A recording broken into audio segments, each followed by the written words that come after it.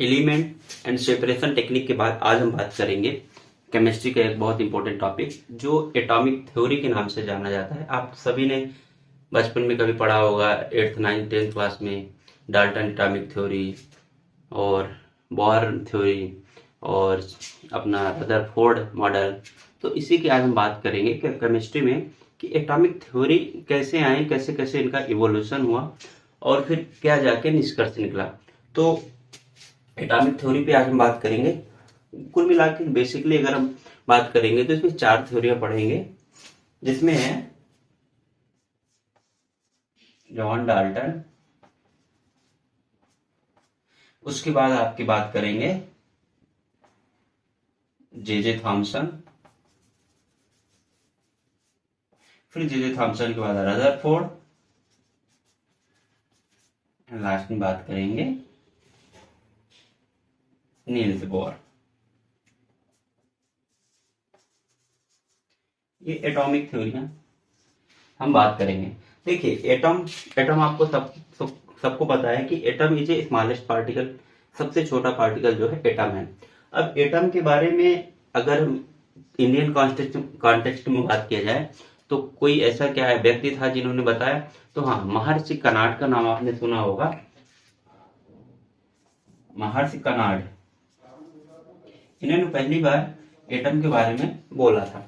ठीक है, महर्षि कनाड के बाद जो 6th BC के आसपास, लगभग 6th BC में महर्षि कनाड ने एटम के बारे में बताया था। पर यह था कि पहले इतनी टेक्नोलॉजी नहीं थी, इतनी खोज नहीं थी, तो उन्होंने केवल ये बताया था कि हाँ, एटम एक टीनी पार्टिकल होता है जो होता है। फिर इसके बाद एक काटयायन का आपने नाम सुना होगा, काटयायन। इन्होंने 5th BC में ये बताया कि एटम जो है, मतलब एक फिलोसफर थे, इन्होंने भी एक ये बताया कि एटम कंबाइंड स्टेट में पाया जाता है। कंबाइंड स्टेट, देखिए चैप्टर हम पढ़ रहे हैं एटॉमिक थ्योरी। एटॉमिक थ्योरी में ये मेन 4 थ्योरी हम कवर करेंगे। तो उसके पहले मैं थोड़ा सा इंट्रोडक्शन ये बता रहा हूँ कि एटम क्या होता है। एटम का पहली बार जिक्र महर्षि कनाड ने किया था, उसके बाद काटयायन ने किया था, जो कि 5th BC के आसपास था। ये इंडियन थे। उसके बाद फिर बाद में चीजें आई, फिर बड़े बहुत साइंटिस्ट आए। तो उसी तरह एवोल्यूशन कैसे हुआ, जॉन डाल्टन, ये सब एटम के बारे में ही बताएंगे कि एटम क्या होता है, एटम के अंदर क्या होते हैं। ठीक, तो ये अपना ये रहेगा पढ़ने का आज का। तो अगर हम इसमें बात करें तो सबसे पहला एटॉमिक थ्योरी में पहला आता है आपका जॉन डाल्टन। डाल्टन एक जॉन डाल्टन। इसमें जैसे कोई भी PSC हो या कोई भी या फिर UPSC का एग्जाम हो, उसमें मेंस में आंसर राइटिंग करने के लिए आता है। तो उसमें आपको 5 मार्कर में आ जाएगा। तो 5 मार्कर में मतलब 8 से 10 लाइन आपको लिखनी है, 8 से 10 लाइनें सो भी कम। तो इसमें आपको क्या करना है, सबसे पहले में इसमें अगर आपको याद है ईयर, तो ईयर आप मेंशन कर दीजिए। ठीक, और उसके बाद फिर जो भी एजम्पशन हुए इसमें क्या क्या बोला गया, जैसे 1-2 पॉइंट सब में होता है, तो वही आपको इसमें लिखना है। उसके बाद फिर इसके ड्रॉबैक्स क्या है, फिर आप आंसर कंप्लीट करिए। तो जैसे जॉन डाल्टन मॉडल की क्या, जॉन डाल्टन ने ये कहा कि जो एटम है, एटम क्या है, एटम अगर कोई एटम है उससे जितने भी पार्टिकल, मतलब एटम को ये कहा कि जितने भी पार्टिकल और भी होंगे सब आइडेंटिकल होंगे, मतलब atom of the same elements are identical. ठीक है, in all respect. In all respect में क्या, size, shape and mass property. Means उन्होंने क्या कहा, पहला पॉइंट इन्होंने कहा atoms are identical in all respect. In all respect में क्या क्या आ जाएगा, मास, साइज, शेप। पहला पॉइंट उन्होंने क्या है, atom are identical, atoms are identical. ठीक, अब दूसरा पॉइंट उन्होंने क्या बोला, तो डाल्टन ने ये बोला, पहला पॉइंट आप समझ गए, एटम्स आर मतलब सब चीजें समान। इन्होंने कोई भी किसी को भी हाइड्रोजन, नाइट्रोजन, ऑक्सीजन जो आपने अभी तक खोज लिया है, तो किसी को अलग नहीं बोला, सब बोले एक ही समान है। ठीक, क्या ऐसा है? नहीं ऐसा। इसके बाद इन्होंने ये बोला कि एटम्स आर अनडिस्ट्रक्टिबल पार्टिकल। ठीक, एटम्स आर अनडिस्ट, मतलब कि एटम को उससे भी छोटे और पार्टिकल में छोड़ मतलब तोड़ा नहीं जा सकता। ठीक, और एक क्या बात इन्होंने किया कि एटम सबसे स्मॉलेस्ट पार्टिकल है और ये न्यूट्रल इन नेचर होते हैं।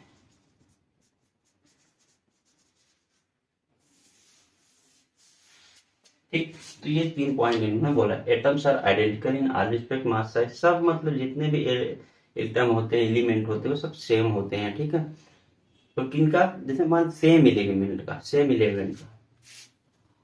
और एटम्स आर अनडिस्ट्रक्टिबल, इनको तोड़ा नहीं जा सकता। स्मॉलेस्ट होते हैं और न्यूट्रल नेचर होता है। ठीक, ये हो गया डाल्टन के। अब ये एक बात और, कब आया ये प्रपोज किया गया था?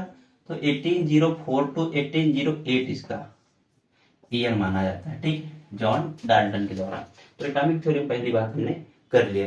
अब इनकी अगर ये बात किया जाए, ये क्या थे इनके एजम्पशंस।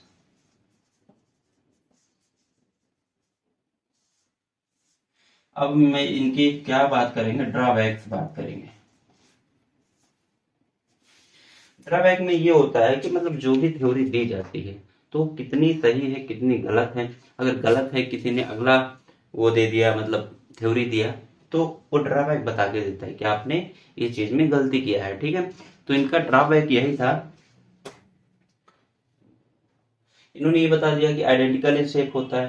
पर आपने एक कॉन्सेप्ट पढ़ा होगा केमिस्ट्री में, आइसोटॉप्स होते हैं। आइसोटॉप्स सबको पता है, same atomic number but different mass number.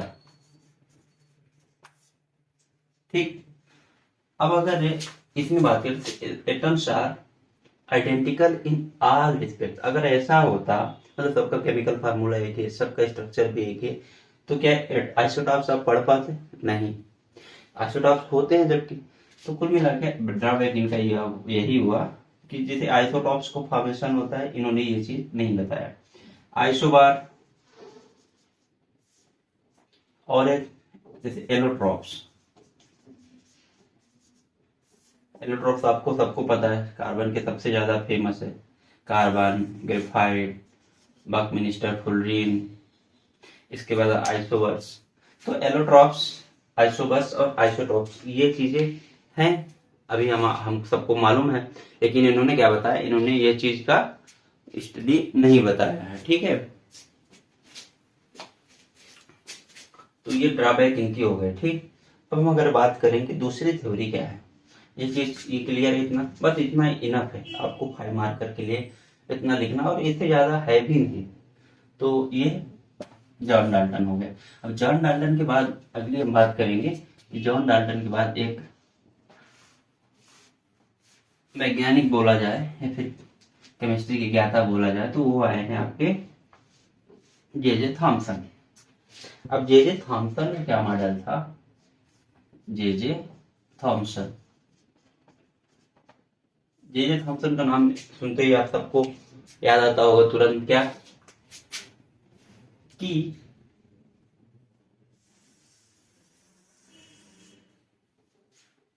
ये एटम है। जे थॉमसन 1904, लगभग 100 साल तक ये डाल्टन की एटॉमिक थ्योरी चलती रही। उसके बाद एक 100 साल बाद लगभग क्या आया, उसके बाद ये आया कि नहीं, ये थ्योरी नहीं सही है, उन्होंने ड्रॉबैक थे बहुत सारे।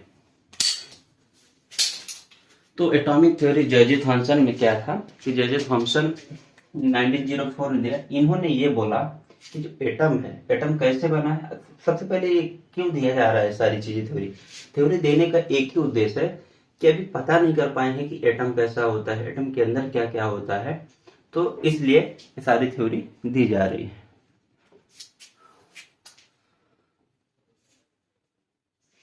तो तो इन्होंने जे थॉमसन ने ये कहा कि एटम जो है ये पूरा का पूरा पॉजिटिवली चार्ज है। मतलब कि एटम जो है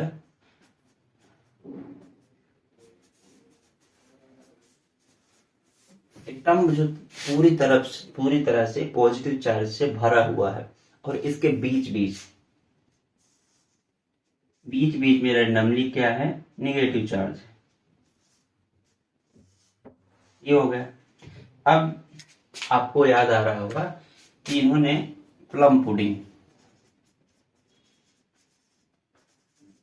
अब इसको कंपेयर करने के लिए कहां से बोला कि आप बेटा देखिएगा कि जो वाटरमेलन है तो उसमें क्या होता है, जो वो रेड वाला पोर्शन होता है जिसको हम खाते हैं और उसके अंदर बीज होता है ब्लैक कलर का। तो उन्होंने ये बोला कि जो पूरा पोर्शन है एटम का सेम टू सेम वाटरमेलन की तरह है, जो चारों तरफ हमें पॉजिटिव चार्ज से भरा हुआ है और इसके बीच में जो बीज है वो निगेटिव चार्ज है। तो कुल मिला के इनके यही कहना था कि एटम के अंदर पूरा पॉजिटिव चार्ज होता है और उसमें जो बीच में बीज भरे हुए वो नेगेटिव चार्ज हैं। तो ये जे थॉमसन ने कहा। अब इसमें ये इन्होंने बताया कि एटम जो है लगभग न्यूट्रल है, ठीक है। मतलब अब जैसे आपने ये बोल दिए, इन्होंने ये बताया प्लम पुडिंग मॉडल, मतलब इन्होंने इनका एजम्पशन क्या था देख लीजिए, ये डायग्राम है। एजम्पशन क्या था, एजम्पशन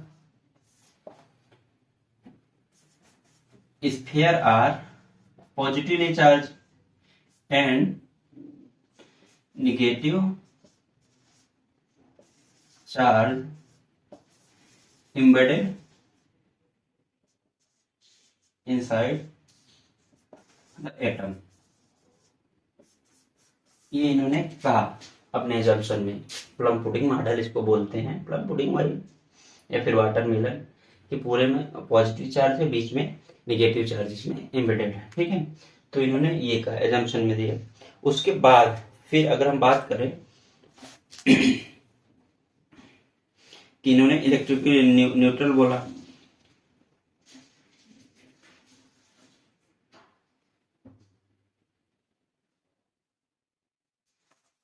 पर इन्होंने एक गलती कर दिया जे थॉमसन ने, ये तो बता दिया पर इन्होंने ये नहीं बता पाए, इनका ड्रॉबैक ये था कि ये अच्छे से ये चीज नहीं समझा पाए कि पॉजिटिवली चार्ज तो है, ठीक है, और लेकिन ये नहीं समझा पाए कि यहाँ भी है, यहाँ भी है, कि यहाँ है, कि यहाँ नहीं है। तो इन्होंने पॉजिटिव और नेगेटिव चार्ज जो है वो कैसे एम्बेडेड है, वो ये चीज वो समझाने में वो रहे, मतलब नहीं रह पाए सही ढंग से या फिर नहीं समझा पाए। तो शील्डिंग ऑफ प्रोटॉन नहीं समझा पाए, ठीक। तो इन्होंने ये समझाया कि हाँ, इन्होंने ये बताया केवल पॉजिटिव चार्ज स्फीयर पे है, ये नहीं बताया कि बीच में है कि नहीं है, और माइनस चार्ज का एग्जैक्ट लोकेशन भी नहीं बताया। इन्होंने केवल ऐसे बताने की कोशिश की। और इन्होंने एक चीज और ड्रॉबैक आप देख सकते हैं, अल्फा स्कैटरिंग के नहीं एक्सप्लेन किए। अल्फा स्कैटरिंग आगे आएगा, खैर ये लिख सकते हैं फिर नहीं लिख सकते, ये बाद में हमने किया है, जो रदरफोर्ड मॉडल ने किया है, उसके बाद ही अल्फा स्कैटरिंग की बात आई है। तो ये हो गए जे थॉमसन के इतना ही है। इन्होंने ये बताया कि प्लम पुडिंग एक वाटरमेलन की तरह है जो पॉजिटिव चार्ज से भरा हुआ है। इन्होंने भी इलेक्ट्रिकली न्यूट्रल बताया एटम को, ठीक। अब जे यही बताया कि निगेटिव पॉजिटिव चार्ज चारों तरफ है, बीच में जो इस तरह बीज भरे होते हैं, फिर बीज के हैं नेगेटिव चार्ज, जो खाने वाला पोर्शन है पॉजिटिव चार्ज। बस ड्रॉबैक इनका यही है कि ये अच्छे से ये नहीं बता एक्सप्लेन कर पाए कि कहाँ पॉजिटिव चार्ज है कहाँ नेगेटिव चार्ज, केवल ऐसे बोल दिया बस। अब इसके बाद अगला आते हैं हमारा रदरफोर्ड। रदरफोर्ड का नाम सुनते ही आपको काफी वो होगा, क्योंकि रदरफोर्ड ने एक बहुत बड़ा काम किया। अभी तक आपने ये देख रहे होंगे कि इनमें ये नहीं पता चल पाया कि न्यूक्लियस है कि न्यूक्लियस नहीं है, तो रदरफोर्ड यही काम करेंगे। रदरफोर्ड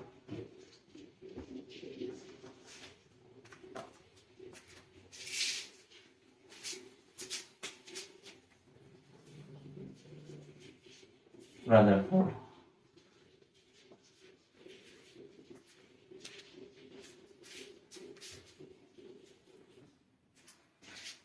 तो रदरफोर्ड मॉडल, इन्होंने क्या किया, न्यूक्लियस की खोज की, आप सबको पता है। रदरफोर्ड मॉडल पहला है कौन सा, पहला है डाल्टन एटॉमिक थ्योरी, उसके बाद जे थॉमसन है, फिर उसके बाद रदरफोर्ड। तो रदरफोर्ड कब आएंगे, ये जस्ट 1911, ये याद रखिए। ठीक, अब इसमें इनके एजम्पशन क्या थे,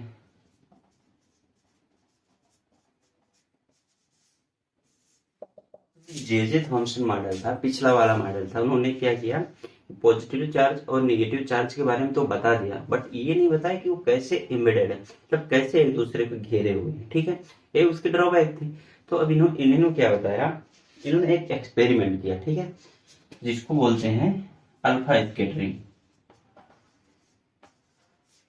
इसमें क्या करेंगे,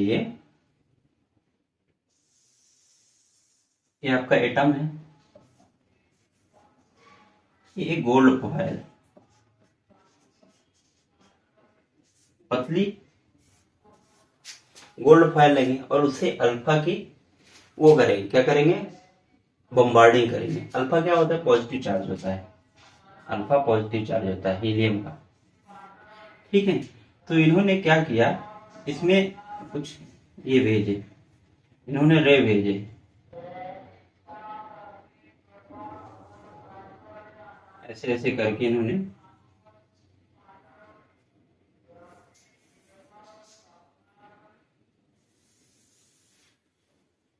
अब देखिए, गोल्ड फॉयल से जब इन्होंने अल्फा स्कैटरिंग किया, अल्फा पार्टिकल को भेजा, तो most of the alpha particle क्या हो गए, पास हो गए। ठीक, उनमें से कुछ पार्टिकल क्या हो गए, डेविएट हो गए, डेविएट डेविएट और लगभग मतलब 15,000 से 20,000 के बीच में से, कोई 20,000 बोला जाए तो 20,000 में से एक ऐसा पार्टिकल था जो वापस आ गया। इसका मतलब क्या हो रहा है, केवल आप स्टडी करें कि अगर ऐसा कोई मतलब भेजा जाए अल्फा पार्टिकल, तो अगर इनमें से कुछ डेविएट हो जाए, ज्यादातर लाइनें पास हो जाए, और कुछ में से मतलब सब में से केवल एक पार्टिकल वापस आ जाए, इसका मतलब ये होता है कि जो पार्टिकल वापस आ गया उसका पार्टिकल चार्ज क्या है, अल्फा का पॉजिटिव। इसका मतलब कुछ ऐसा पॉजिटिव चार्ज होगा वहां पे, उसी टाइप का जो उसको रिपेल कर रहा हो। तो कुल मिला के ये इन्होंने इसके माध्यम से एक जो वापस आया, रिटर्न आया, उससे इन्होंने ये कह दिया कि एटम के सेंटर में कोई ऐसी चीज प्रेजेंट है, कोई ऐसा चीज प्रेजेंट है जिससे हम न्यूक्लियस कह सकते हैं, जो अल्फा पार्टिकल के सेम उसी तरह का बिहेवियर शो कर रहा है। तो इससे उन्होंने पहली बार न्यूक्लियस के बारे में बताया। ठीक है, तो अल्फा, इसमें क्या उन्होंने बताया रदरफोर्ड मॉडल में कि देखिए एक्सपेरिमेंट किया, इसमें इन्होंने ये बोला, मोस्ट ऑफ द रे पास, ठीक है, passes some deviated, some out of 20,000, one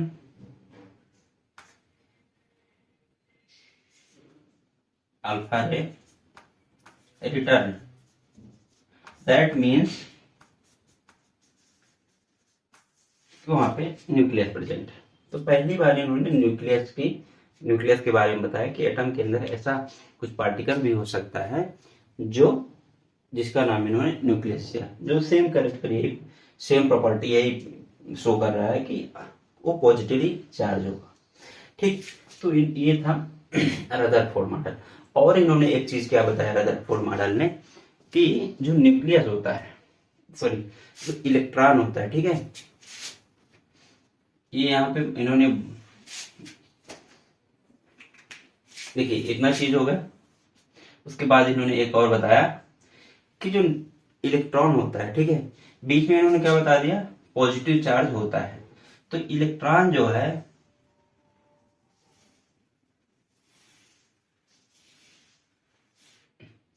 ये इलेक्ट्रॉन है, इलेक्ट्रॉन ऐसे मूव करता है, ऐसे मूव करता है एटम के चारों ओर, और ऐसे करता ही रहता है, करता ही रहता है। देखिए जैसे बड़े वाले इसमें किया, उसके बाद फिर छोटा सर्किल बनाया, छोटा सर्किल बना लिया, फिर और छोटा बनाया, फिर और लास्ट में इन्होंने ये बताया इलेक्ट्रॉन की इतनी एनर्जी होती है कि इलेक्ट्रॉन मूव करते करते करते तब तक मूव करता है जब तक ये जो पॉजिटिव चार्ज है उसमें जाके टकरा नहीं जाता। मतलब जब लास्ट में न्यूक्लियस में क्या होगा कि वो खत्म हो जाएगा, उसकी एनर्जी वहां पे खत्म हो जाएगी। इन्होंने रदरफोर्ड ने ये बताया इलेक्ट्रॉन के बारे में।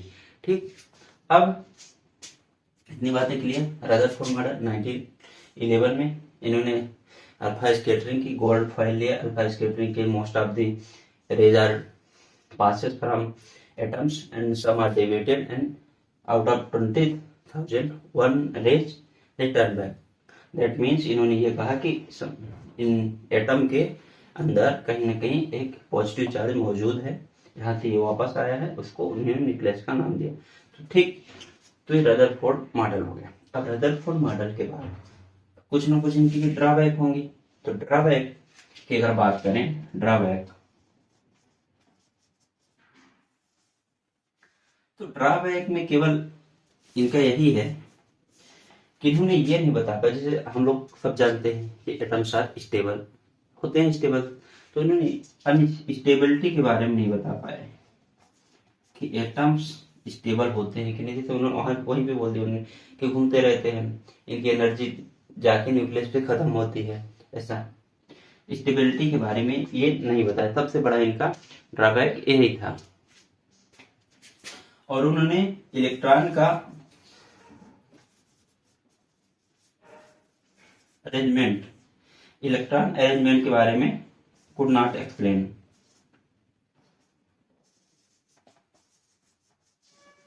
तो ये दो ड्रॉबैक थे इनके। ठीक, रदरफोर्ड मॉडल ये वाला हुआ, इसमें ये पॉइंट हुए, फिर ये वाला पॉइंट हुए, इलेक्ट्रॉन के बारे में ये बोला, एनर्जी के बारे में। फिर इनके ड्रॉबैक ये हो कि एटम का स्टेबिलिटी नहीं बता पाए, स्टेबिलिटी ऑफ एटम, और इलेक्ट्रॉन का अरेंजमेंट कैसे है, कहाँ कहाँ पे है, ये नहीं बता पाए। कौन?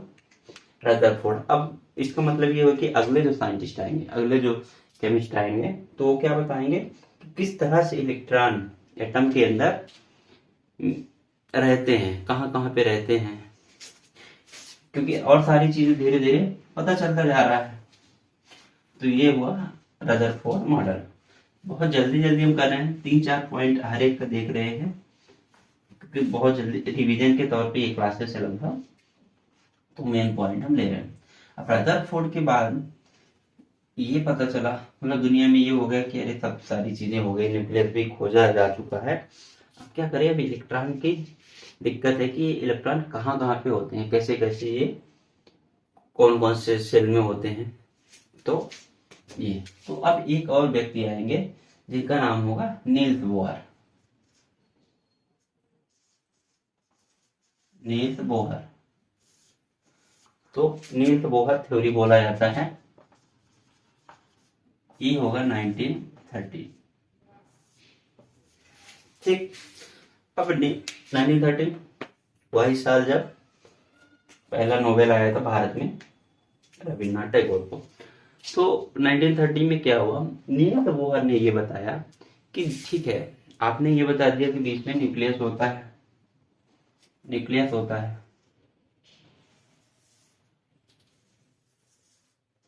ठीक, ये हो गया न्यूक्लियस। रदरफोर्ड ने क्या बताया था, इलेक्ट्रॉन ऐसे तब तक एनर्जी घूमता रहता है, अपना एनर्जी लास्ट में जाके न्यूक्लियस में जाके गिर जाता है, मतलब एनर्जी उसकी खत्म हो जाती है। अब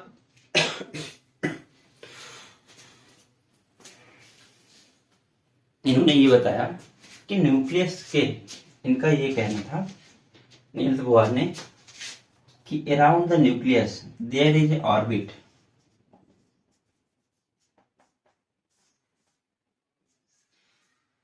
ये बताया कि न्यूक्लियस के चारों ओर एक ऑर्बिट होता है, एक पाथ होता है जिसमें इलेक्ट्रॉन घूमते हैं। तो इन्होंने there is orbit where electron move, इन्होंने ये बता दिया। अभी तक ये था कि हो गया, इलेक्ट्रॉन होते हैं, घूमते हैं इधर उधर, पता नहीं कहाँ घूमते हैं, ये किसी ने नहीं बताया था। इन्होंने इसको ऐसे अरेंज कर दिया कि ये है जैसे के एल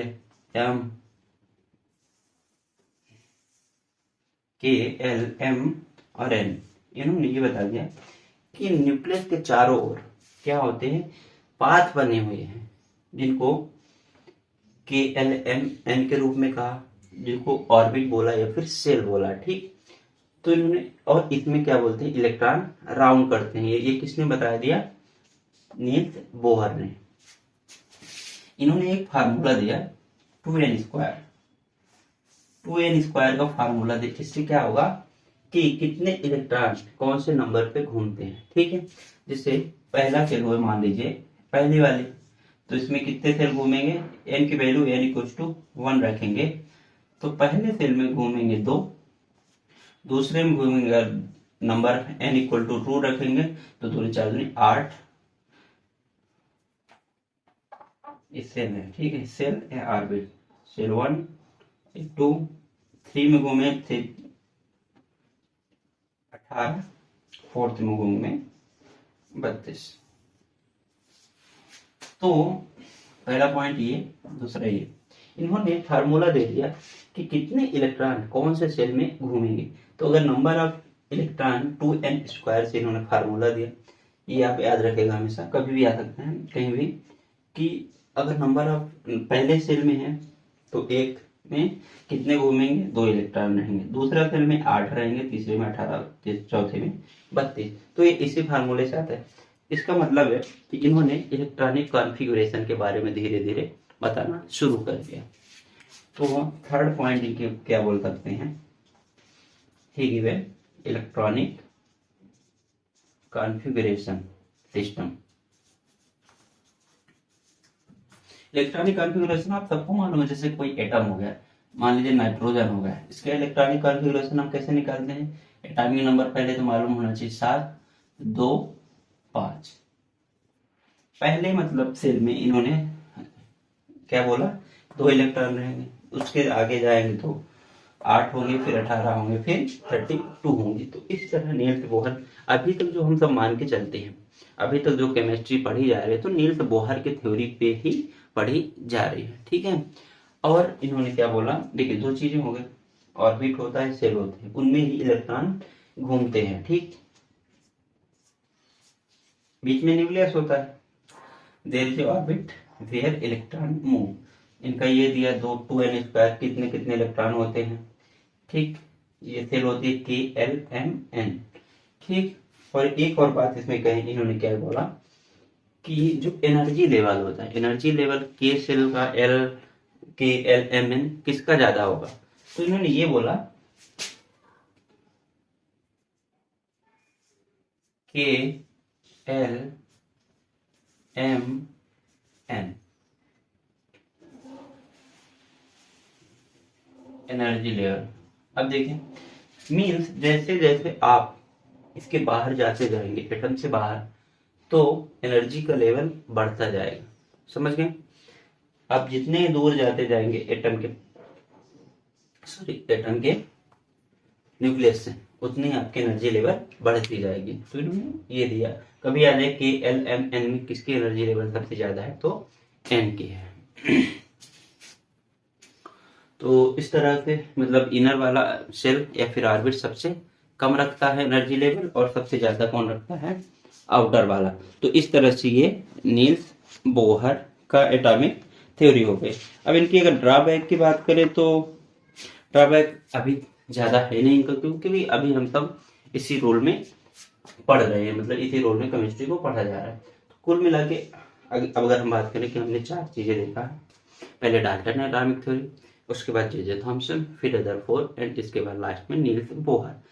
सबसे ज़्यादा अभी माने जाने वाली थ्योरी है लेटेस्ट, तो ये कौन सी है? नील्स बोहर की थ्योरी है। इन्होंने ये बताया कि जो एटम ऑर्बिटल हो, मतलब न्यूक्लियस के बाहर ऑर्बिट होते हैं, उनमें इलेक्ट्रॉन चक्कर लगाते हैं, और उनका क्या बताया कि कितने इलेक्ट्रॉन कौन से सेल में पाए जाते हैं, KLMN के रूप में बताया, 2n² का फार्मूला दिया, और उन्होंने एनर्जी का लेवल भी बताया कि जैसे जितना ही न्यूक्लियस से दूर आप जाते जाएंगे एनर्जी का लेवल बढ़ता जाएगा इनके बीच में। तो इस तरह से हमने आज एटॉमिक थ्योरी को कवर किया।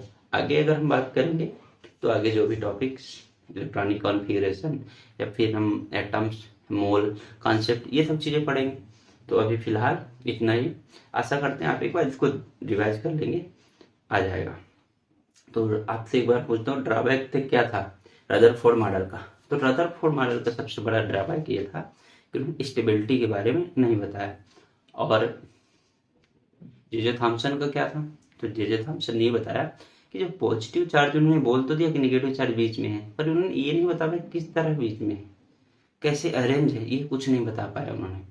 और पहले वाले जो थे, जिन जो डाल्टन, उनका क्या था वो ड्रॉबैक? तो उनका ड्रॉबैक ये था कि उन्होंने ये बताया कि सेम एलिमेंट सेम आइडेंटिकल होते हैं, उनको डिस्ट्रक्ट नहीं किया जाता था। मतलब उनका मतलब यही था कि एटम से छोटे पार्टिकल हो ही नहीं सकते, जबकि हमको सबको मालूम है भी कि इलेक्ट्रॉन भी होते हैं, प्रोटॉन भी और न्यूट्रॉन भी होते हैं, जबकि उनका कहना ऐसा कुछ नहीं था।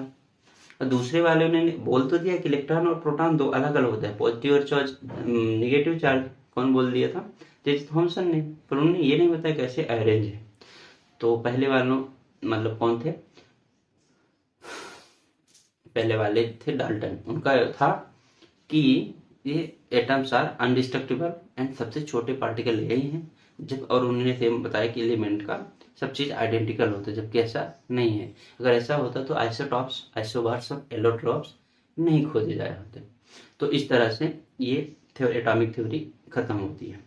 तो इनको आप एक बार रिवाइज करेंगे, क्वेश्चन यहाँ से बनने के चांसेस रहते हैं हर एग्जाम में। न्यूक्लियस की खोज किसने की, और न्यूक्लियस पहली बार अल्फा पार्टिकल कैसे होते हैं, पॉजिटिव नेगेटिव। तो यही था, एक्सपेरिमेंट क्या था, ये बहुत आता है क्वेश्चन। तो आप आशा करता हूँ ये वीडियो आपको समझ में आएगा। धन्यवाद।